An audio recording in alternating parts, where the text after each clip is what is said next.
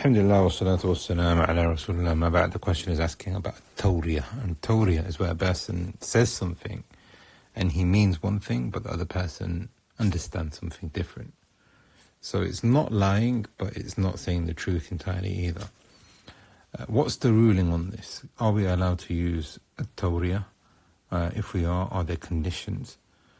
First off, we have to understand what is at-Tawriyyah. As in, like, we've just given a definition, but we need a precise definition. And the ulama of the Arabic language, they have said at-Tawriyyah أن تكون كلمة تحتمل معنيين ويستعمل المتكلم أحد احتمالها. Where a person uses a word and it could have one of two meanings, and he is using one meaning, ويحمل الآخر, and the other person can understand it in a different way. There are other definitions which have been given, but this is what we've got here. And this is because in the Arabic language you have ishtirak, you have tawatu, you have haqiqi, and you have kalam, which is majazi, etc. And we've kind of just talked about that in a separate clip elsewhere. But the ulama of the Arabic language have basically said that your words can be interpreted one way or another. And this is a type of a Tawriyyah. A Tawriyyah is where a person says something and he intends something by it, but another person can understand it in a different way. Now, if the person, now from the conditions, before we talk about the conditions, is it something which is established? Yes, it is something which is established. In the Quran, there is more than one place where Tawriyyah has been used. And typically, the ulama use what happened with Yusuf alayhi salam. Yusuf alayhi salam, he gets his brothers to come in and he puts a cup or a vessel of the king in the bag of Binyamin, his brother. And then a caller calls out, Ayyuhal 'ayr, innakum lasariqun. Somebody has stolen something, but nobody stole anything. Ibn al-Jawzi, rahimahullah, he said that it's not correct at all for us to say that Yusuf lied on purpose. It's important for us to now understand that there's a difference between lying and at-Tawriyyah. Lying is when a person conceals the truth or doesn't say the truth on purpose. That's lying. Whereas at-Tawriyyah, the person might not necessarily be doing that. So now a caller calls out and says, somebody from you has stolen something. Ibn al-Jawzi, he gives about 4 or 5 meanings. We're not going to go through all of them, but he says, how is it possible that Yusuf alayhi salam said that they stole something when he knew that didn't steal anything? One of the meanings, and this has been given as an explanation by Az-Zujaj, one of the ulama of the Salaf of Tafsir, innakum lasariqun, meaning you are a group of people who have just stolen something.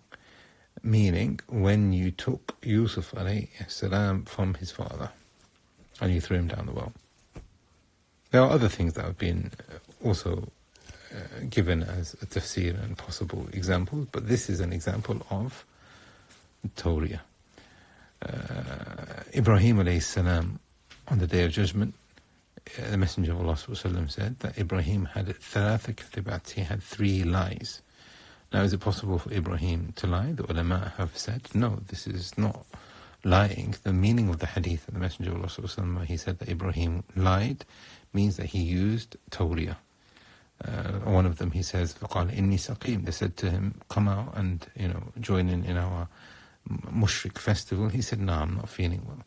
We're feeling well from their shirk. This is what he intended, but they understood, he's physically not feeling well.